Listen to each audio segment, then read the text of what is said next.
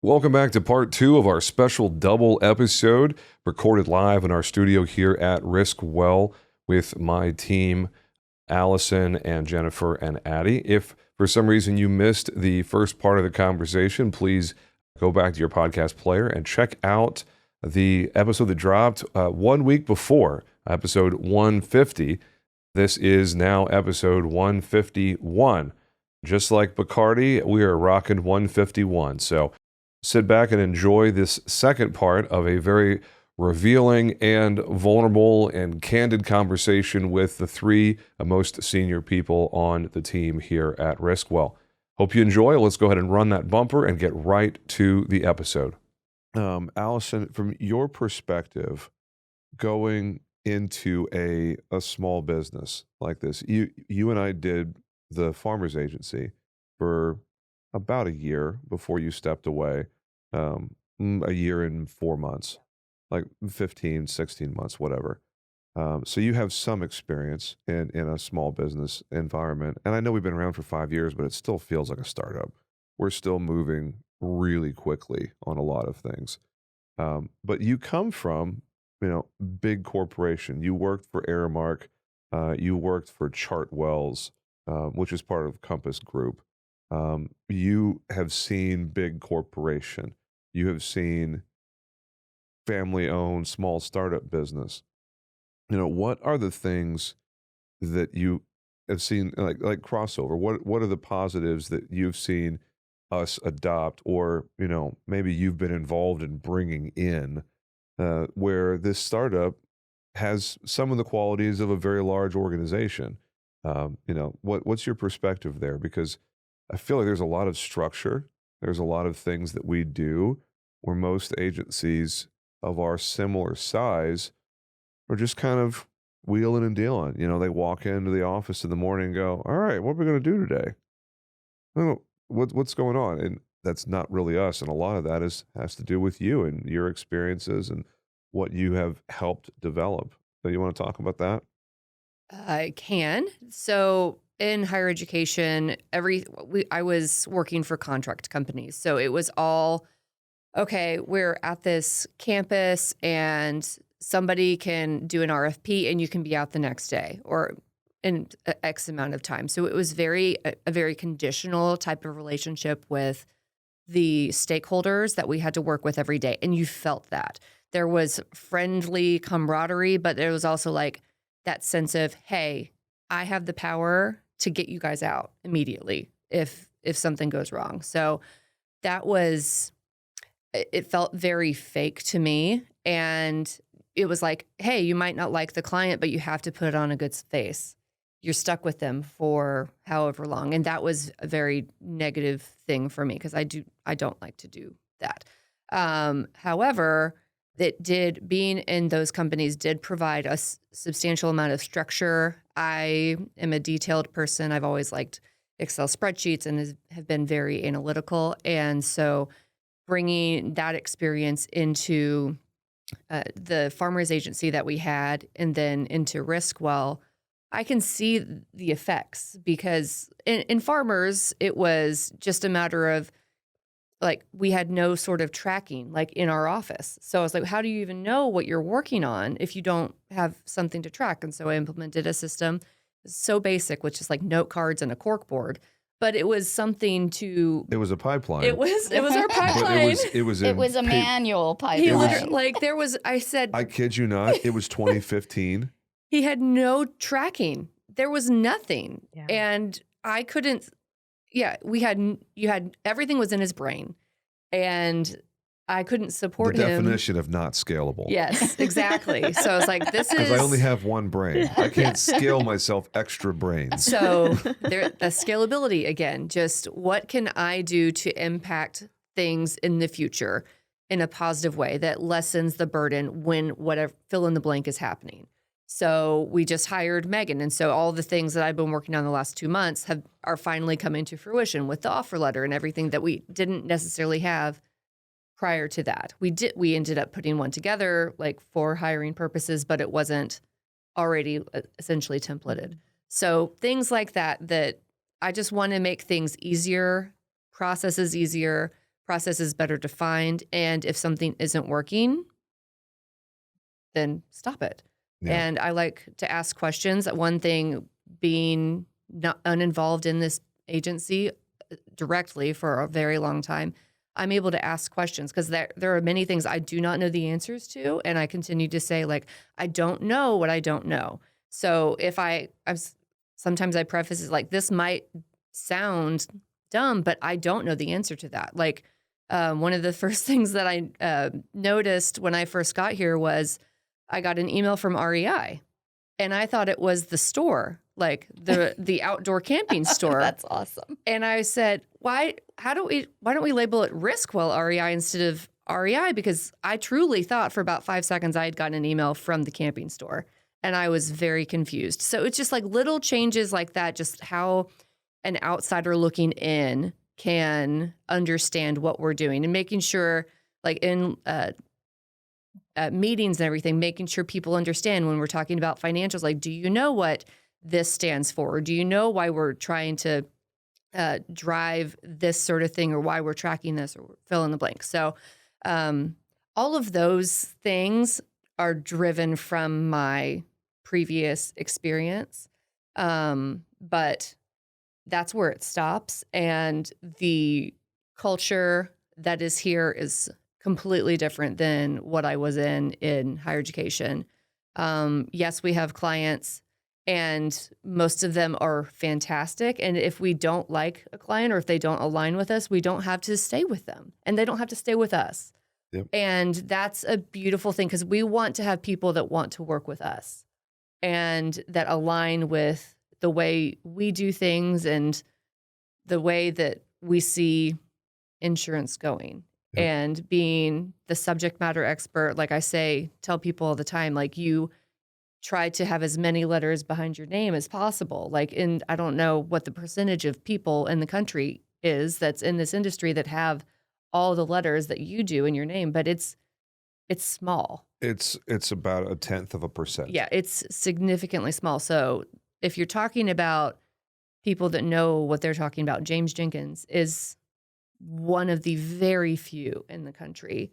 And so that's something, like, we constantly learn, we constantly challenge the status quo, and that's why we've gotten to where we are. And I think the immediate counterpoint to talking about letters after your name is the people, I find it interesting, people that don't have letters after their name like to knock the importance of having letters after your name. But it comes from a position of valuing curiosity more than most people do, of looking at something and going, I don't know what that is. Ooh, I want to know what that is. What's that? What's that thing over there? Someone used an acronym. I'm not familiar with that acronym.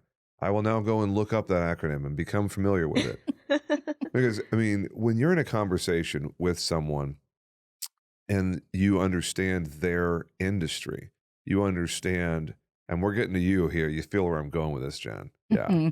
when you can be in a conversation with someone and use terminology from their industry and use their acronyms and use their shorthand or slang words or whatever, or ask questions that demonstrate, I get you. I understand the sort of things that you're dealing with.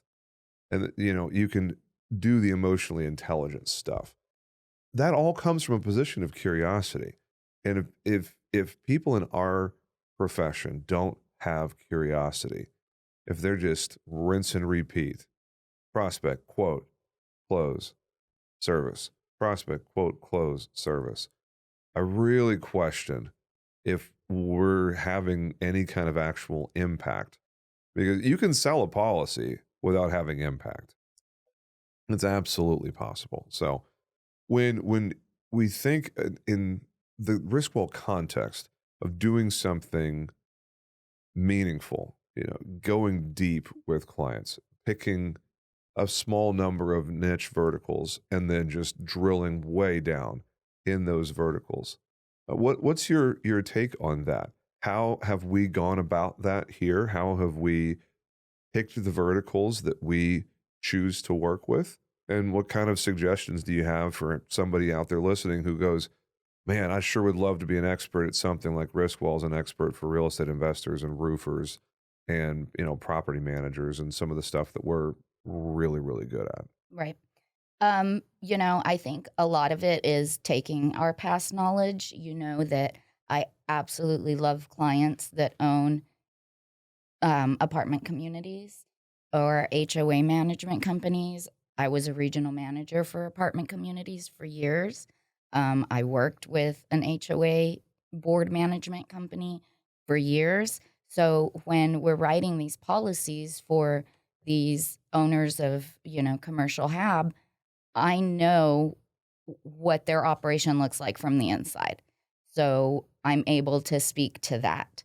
And they appreciate that, when we're asking for rent rolls, when we're asking for, financials, when we're asking all of these questions, they appreciate that we're on their level.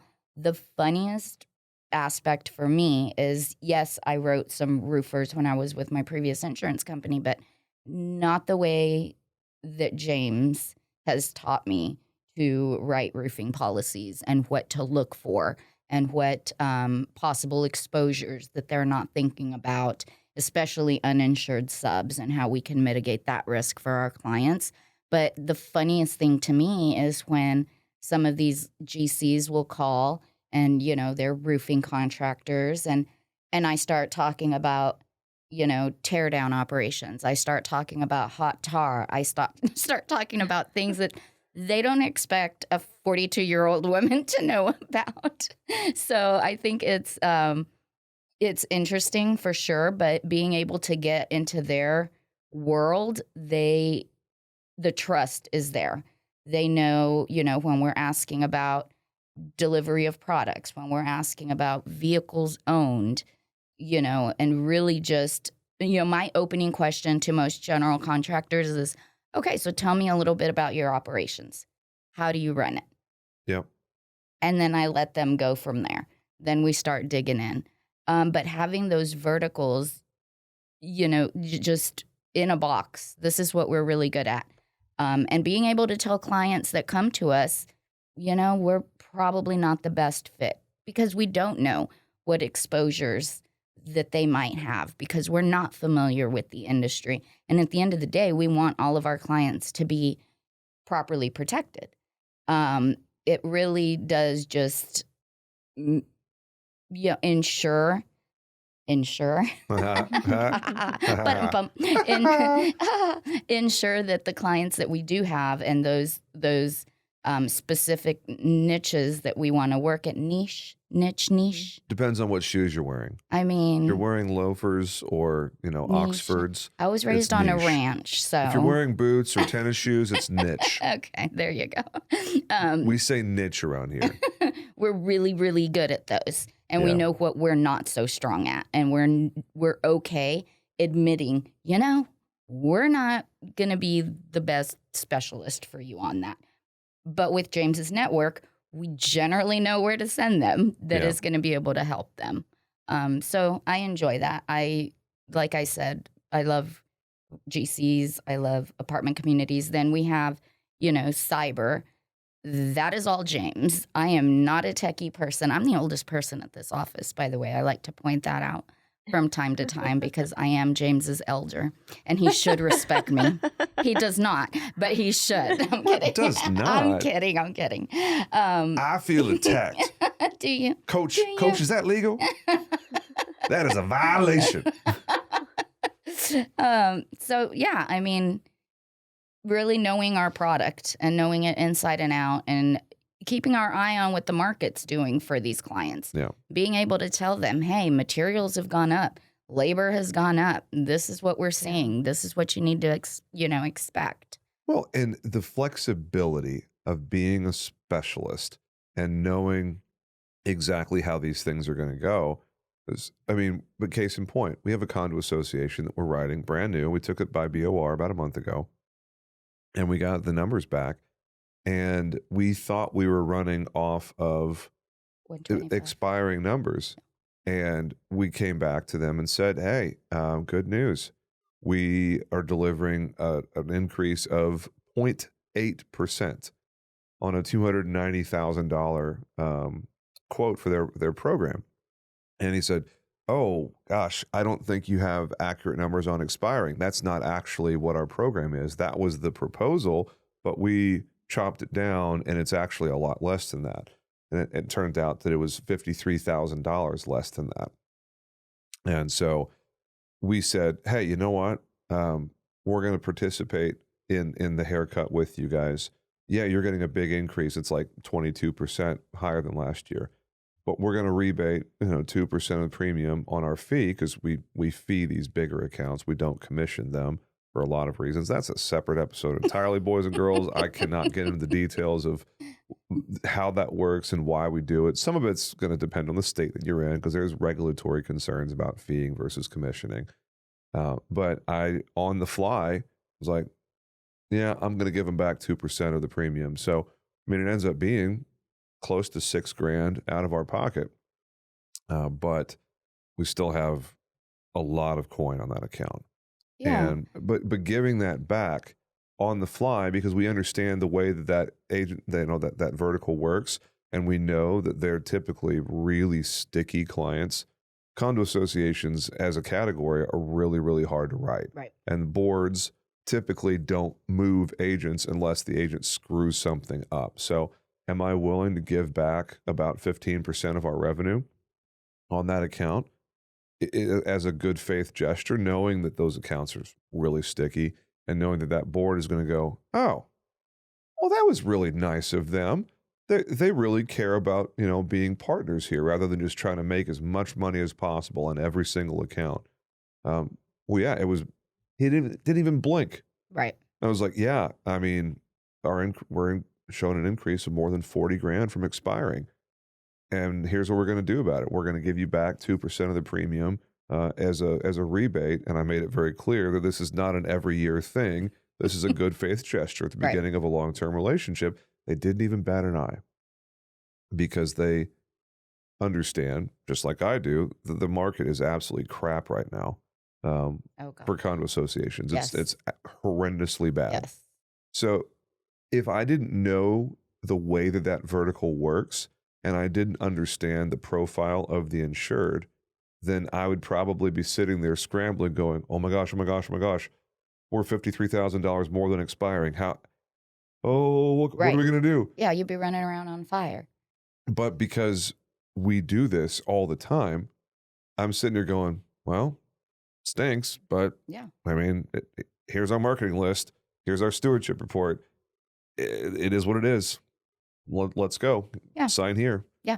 I mean, they trust you. It's, so does that mean that I still hold the biggest account until you I don't know. Because, so last year, my biggest account, which was the biggest account of, my insurance career, was an apartment community. And, it was above my pay grade for sure. But James was on speaking engagements and otherwise tied up, and I was comfortable with the apartments. So, wrote this client. He was absolutely happy, went smoothly. His level of trust, because we delivered exactly what he needed. He was able to close on time. He hasn't had any issues. He's the one that sent me a Simpsons meme the other day. He's buying 2 more properties this year. Big properties. Sends me everything I need up front. Says, I'm not shopping you. Like, absolute dream client. You know what we need. You did great last time. Please just get these going. And between these 3 properties, it's more than $1 million in premium. Yep. And he is the most amazing, respectful, funny, it turns out, client. And, knows this is what I need to get it done. And he's willing to get those documents together and sent over. Isn't difficult, doesn't question things. And we, in return, know that he's put his faith, his trust, and this is his money. So we're going to go out there and we're going to find him the absolute best product with the best pricing available on the product that he needs. Yep. So that he can close on his deals and keep growing his business. So it's that kind of expertise in our niche markets that I enjoy. We're not just taking everything. We're going to be really, really good at a handful of things. Well, and the best part of this is from the client perspective. He gets everything that we need in a list at the beginning. Yep. And hey, this is the sum total of the information that I need from you so I can do what you asked me to do. We're not going back and saying, oh, yeah, I forgot about this thing. Or, right. oh, the underwriter asked for such and such, and I didn't ask you for it up front. It's literally just, here you go. Right. Here's the entire list. Give this to me, and your work is done. Right. Yeah, his file was to our underwriters same day, within a few hours. For a 250-unit apartment complex that will yield close to $300,000 in written premium, less than 1 day turnaround on the coast. On the coast. And I'm just like, good God, Jen. Yeah, did you it's really amazing. same day turn around a 250-unit apartment? I mean, it went from initial question to on the underwriter's desk, same business day. It was like, what? But he knows, we know, we have his best interest at heart. We know what we need. And the dude is legit. And we are good at what we do. He knows that. And he has said, I am going to stay in my lane. You do you. You do your thing that I need done. And, you know, so dream client. Yes, absolutely. Addie, I'm going to pivot to you as we, move towards the last phase of this double episode. I will figure out after I listen to the raw where the best place is to do the cut in between the two, because we're at 1 hour and 6 minutes of runtime now. We've been recording that long. I know. And we have giant Route 44, so we might need a potty break. No, we're getting close to the end here. You know, if you ask anybody in the insurance agent community what RiskWell is known for, almost all of them would say real estate investors. Yep. And it makes up about 50% of our revenue as a company, just 1 to 4 unit residential real estate as a category. That has been your baby for most of the time that you've been here. It has, yes. You single-handedly grew it at the beginning, and then more hands got on the rope, and then you were promoted, and then promoted again, and then promoted again in the last 4.5 years. This is your 4th role that you're in right now, and you just keep on moving your way up the pole. How in the world do we do things in REI? Because I don't really talk about it. He said the externally. Pole. That doesn't sound good. The ladder, James. The ladder, not the pole. Did I say pole? You did, and sorry. No, Addie, you are not, in fact, a stripper. Thank you. Thank you for clarifying. I don't know why I said pole. Anyway, thank you for that, Jen. I really appreciate that. You can count on me always. Bren, I did not call your wife a stripper. Don't worry about it. So ladder, shelf of the built-ins or whatever you want to call it. You're moving on up. Yep. I'm going to throw something at you, Jen. Goodness. It's workers' comp. Oh, man. Work comp claim. And I know our policies. Active and enforced. Oh, man. What was the cause of loss? My boss threw a mug at my face. Warranted, however. Nose job. No, gosh. Bruce, guess what? James is buying me a nose job. He'd be glad he's not buying it. Oh, my gosh. So explain the whole REI. Like, what's the zhuzh with REI? Because so many people want to do something to the scale that we do it. It is absurd. It boggles my mind how an office that only has 8 people does hundreds of investment properties month in, month out. It's the connections. It's the connections. I love my real estate investors. And they know it. They know that they're loved. They know that they're valued, and they know what they're worth. Because real estate investors know everybody. They know the roofers we're working with. They know the GCs. They know everybody. They know all the insurance agents, and they know who to go to. And it's all about just making them feel valued and talking to them and making it a human connection. I also think it's good carriers too, and having efficient carriers and having a really efficient process, because they don't have time to be on the phone. So knowing that we can text them or shoot them a quick email, or it's just a quick link, press it, click it, pay for it, you're done. the carriers we have, the processes we have set in place, it's like a 20-minute turnaround time. We've gotten that quick. And they love it. They eat it up. And it's just been easy to grow because it's from the very beginning, we have made REI so scalable. And we had this focus with REI that because it's such a niche thing for a niche. No. It's a niche. Just say them both out. Niche. We got a niche, folks. It's a niche for an insurance agent to do, especially a brokerage of our size from really small in the beginning, to be able to focus on something so nichey. It's scary and that's intimidating, but because we were able to get with the right carriers and get our processes figured out really early on, we were able to grow it. Plus, you guys really listen to your clients. Yes. So when you would be getting feedback from clients that, this was a pain point for them, you would go back and try to rework the process and try to figure out how to relieve some of the pain at that point. Yeah. Anything they wanted, we're like, yes, we got you. We'll do it. You want a client portal? Done. You want a policy by the end of the day? Done. How about 2? You want a revision? Give me 10 minutes. Crack my knuckles. I remember having a conversation with one of the girls and saying, we were in the middle of hiring somebody else for the REI department because we were short-staffed. And I'm like, it's okay if it takes 24 hours. Yeah. They're so used to getting it. And her response was, but they expect it quicker. I'm like, I understand. Yeah. It just really was eye-opening to how well-oiled that machine is over there that you got going. We do have the 24-hour turnaround time now, but, it's because for our favorite clients. The volume of deal flow that we're working on is like a tsunami. Yeah. It's like you walk in the door to the office every day and just know you're going to have 5, 7, 10 inbound requests today for new business. At least. Did you hear Verona is binding her first short-term rental, Addie? I did. All by herself? Amazing. All by herself. 7,000 premium. Yeah. What? Yeah. She's incredible, y'all. Yeah. It's so nice having, I know, Jen, you're bilingual too, but it's nice having somebody on the REI team who's bilingual. Right. And hearing when a client calls in or a prospect calls in and they ask for a certain team member, it is the most fulfilling feeling as a team lead to know that my team is being asked for.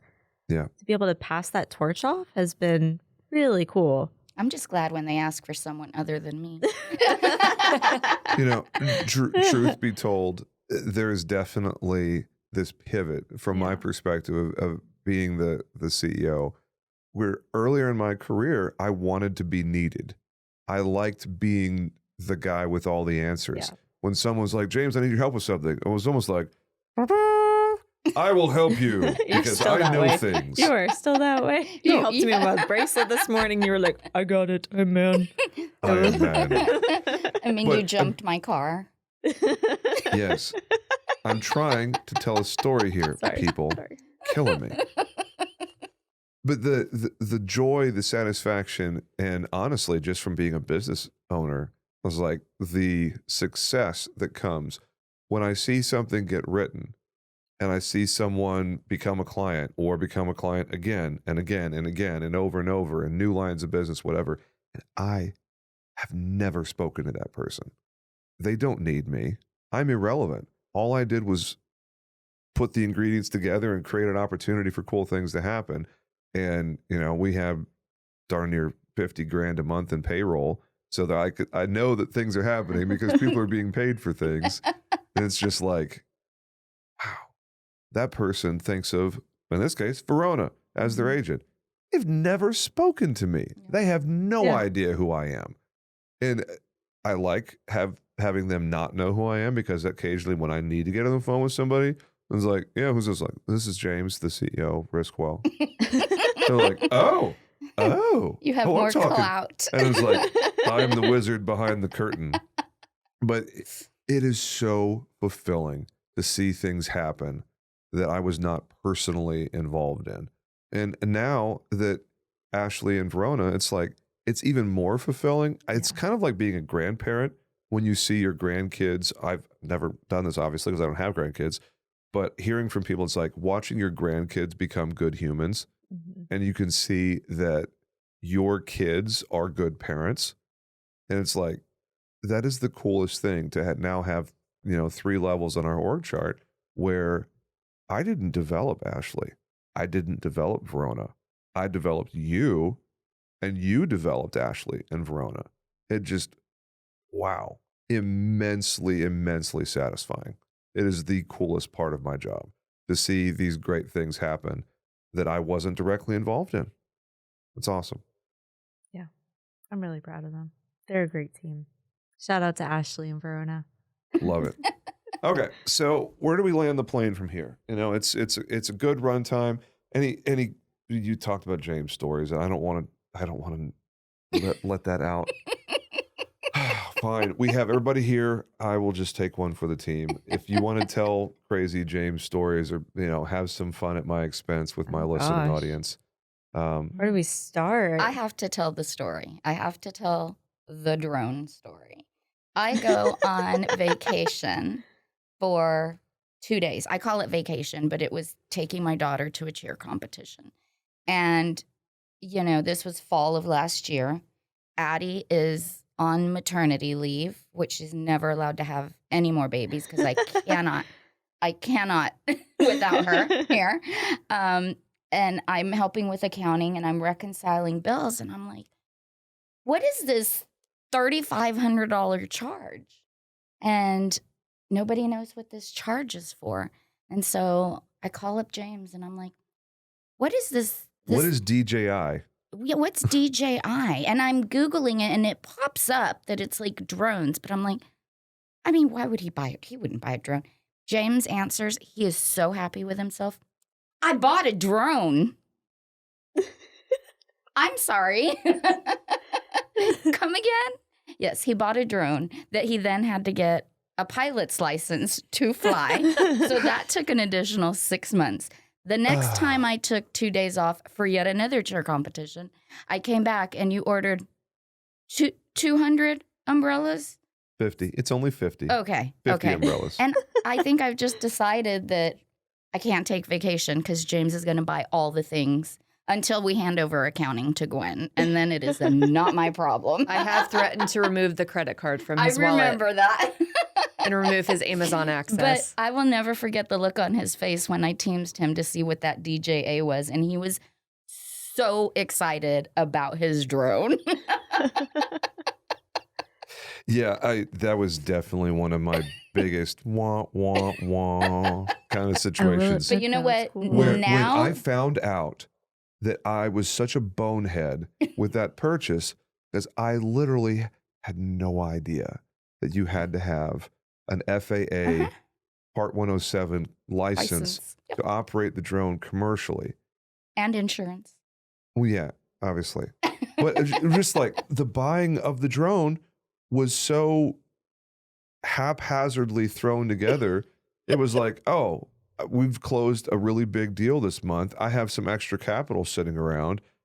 It would be so cool to be able to record content for all these videos that we're doing from a drone and add in B-roll and oh, by the way, James, you have to have a license that you have to pass an exam for, and you don't have any idea how to pass that exam. And oh, by the way, you're running a company, so you're going to be studying in your off time when you instead of being with your family, or after the kids go down, instead of being with your wife, you're going to be studying for a drone exam, drone pilot exam. It's like the biggest. Are you kidding me? I will say the video that you just shot of, what is it? Adriatica. Gorgeous. I mean, it looks really, really amazing. cool. It's really But cool. back when the purchase was made, Jen was about to crawl under her desk and just hide from the world because Allison hadn't come back or hadn't come on board. James was at speaking engagements and Addie went and had a baby. And it was August. We don't talk about the fall of 2023. The time that shall How far not be we've named. come. Yeah, I mean, our growth in just 8 months is kind of wild. Yeah. So Amazing. the podcast audience knows about the challenges I shared openly with all that junk. back on our episodes in December of last year. Addie, remember when he brought us into his office when he was going to make me part of the exec team? And he was so concerned that we would step on each other's toes. And so he wanted to make sure that there was a line in the sand. And he was so concerned about it. And Addie and I looked at each other and laughed. We've been doing this the whole time. Yeah, we've been doing this for like the past year. So I'm glad you're here now, James. Yeah. And the biggest issue was us being like, no, I don't want to do that. You handle it. No, you And then Allison came on board and she's like, I love that stuff. Yeah, it was like you can have all of it. All of that. But I've never seen you so serious. You were really, really concerned about that. I was scared to death that I was going to create a problem on my org chart out of thin air. I was like, there's no problem. And then James made one. We were it was like story of my life. This is how we've been operating, but welcome to the party. Allison, I'll let you have the last word. Anything you want to share? Any thoughts, feelings, any funny stories before we land the plane? I have plenty of funny stories, but we can save that for another time. But I just want to just say to Addie and Jen, just what you all have contributed, like you being here for 2 years, almost to the day, and you being here for 4.5. We would not be here if it were not for you all being dedicated. James is a hard person to interact with on a daily basis because he just goes so fast. He has so much in his brain and just wants to keep going and pushing that envelope. And Jen, like the fact that you bring that same energy and that's amazing. #Aquarius. Truly, like it's Aquarii. Aquarii. The fact that you all are in essentially the same department and are able to keep at that same speed is absolutely incredible. God bless her. Amanda is good for both of you. Yeah. She makes you a professional brake stomper. Something like that. I almost drove up here on the wrong day, and Amanda was like, no, you don't come till next Monday. So she's amazing. I would have been like, Jen, what are you doing or here? She'll be like, aren't you supposed to get your kids? I'm like, oh my God, I am. She's amazing. She does. Yes. So the energy that you all are able to bring to the table and continue to get those high value commercial clients and those high value properties, like absolutely amazing. And then Addie, I remember the early days of you starting and the growth that you have pushed for James to have and the growth that he has pushed for you. I mean, the fact that you all are able to work together very cohesively with very different personalities, but also like have a very good understanding of how each other works and how each other ticks and that mutual respect. And I know there were questionable days in the beginning, just like, oh my gosh, like, I don't know if I'm going to be able to handle him or if I'm going to be able to handle her. And look at you guys now. It's been, it's a testament to. I've had to learn to navigate your big feelings. Well, you needed to, like emotional intelligence. I'm a more emotionally intelligent person because of Addie. You're with a team of 7 females, almost 8, starting in May. What on earth was I thinking? So, I mean, we are a continuous good test for you does any of male emotional want to work intelligence. Here? In the podcast listening audience, if you are a male, a biological male, and you are looking for a step up, please come to RiskWell. I am literally surrounded by 7 women. I'll never forget the first disagreement these two had, and I'm on Zoom. And James is being protective of Addie, and Addie's being protective of the team. And they're saying the same thing in 2 different languages. And I was mine like, and James's entire career together. But that's changed so much. But I was like, am I okay? Am I in bizarro world? Because here's what's happening. And then watching you experience that a couple of weeks ago was awesome. But you guys now understand that you're saying the same thing, which was the case most of the time. So it's been interesting to see, especially you, James, like, first of all, Addie be able to say, like, stand up and be like, no, James, that is not okay. Like, we are not going to do that, to have that confidence. Well, it gives me the space too. It took 2. But you to take that now. We used to have to meet when we had an idea that we didn't know that you would really be on board with before coming to you. And now you're so open to it, and you don't knee-jerk react to things. It's really, really cool. And I think part of that is that, you have pressure release valves with the three of us. It's a huge level of trust. Yeah. He likes control. And the fact that you all have that trust and control, I know that's I like control, but I also really like having competent, driven people do things for me that I don't have to do. It's like, oh, wait, you know how to do that thing. Yeah. You're good at that thing. You also enjoy doing that thing. Done. It's yours. Go do it. He asked me how to fill out an accord on Nexture. I was like, no, you aren't allowed. Do you recognize how big of a step that is? That I don't know how to fill out an accord in our AMS. Yeah. I have no idea. I tried to figure it out. It was like, I don't even know where the freaking button is. Well, you didn't listen to me say no because I heard you go ask Amanda. I was on Teams chat with her, and she was like, no, tell me what you need. I didn't I'm like here your to answer. do it. And I went to Amanda because like, I need to know how to do this. What happens if I need to do something on the weekend or after hours? I need to know. I need to know. And you're like, no, stop it. You So he goes slapped to my hand. Amanda. It was so funny. Two people on my team tell me no. It's like, hey, I need you to help me. No. Tell me what you need. I will do it. It's like, ugh. I want to be mad at you, but I can't. Protecting your time. Yep. You're too busy to be doing accords and Nexture. No. And But he hates not knowing all the things. That's I'm the not struggle. good at not knowing something. Yep. That's Having the to depend struggle. on someone else on my team to do it.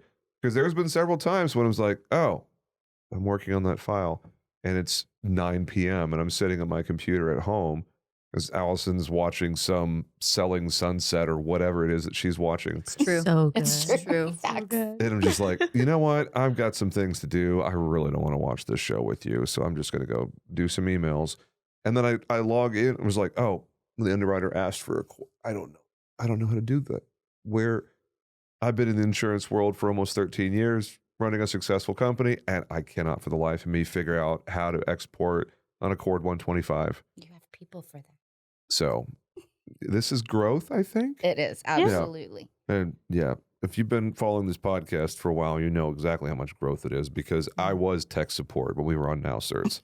I knew freaking everything about Now Certs. But nobody knew anything. But nobody knew anything. So I think it's probably a good time to end this episode. Any final thoughts? Anything else you want to get out? No, thank you for having us. This was very cool. Yeah. Now we know why you lock yourself in here. Isn't it great? Yeah. We built a great studio. You did build Perspective a has great been given. This Absolutely. Yeah. is really awesome. Hey, I couldn't have all the toys to myself. I got to share the toys. Yeah, let you guys have some fun with what we built. Yeah, Allison, Jennifer, Addie, thanks so much for being here. And this has been another episode of the Agency Freedom Podcast, boys and girls. I'm not giving you anything for actions or call to action or contact information because it's just us. And if you have accounts that come across your desk that you don't know what to do with, especially roofers and apartment complexes, we got you. Otherwise, there's no call to action. Unless you're a male and you want to come Unless you're work a at male. RiskWell. And you want to come here because we don't have any other males here. And I would like to have one on the team at some point. So thank you for that, Jen. All right. That's it, boys and girls. Make it a great day. We'll talk to you again real soon. And that's it for our special double episode 150 and 151, recorded live in the studio here at RiskWell. Thank you so much to Allison and Jennifer and Addie on our team for just being real and transparent and showing who they are as people and sharing their perspective in a very deep way with our listening audience. So Freedom Jumpers, I hope you enjoyed that. Love to hear from you. If there's anything else that you want to get into on the topics that we discussed, feel free to drop a message or a post in the Agency Freedom group on Facebook, or you can send us an email at podcast@jamesjenkins.com. And that's it for this special double episode. We'll catch you next time. Make it a great day, boys and girls. Y'all take care.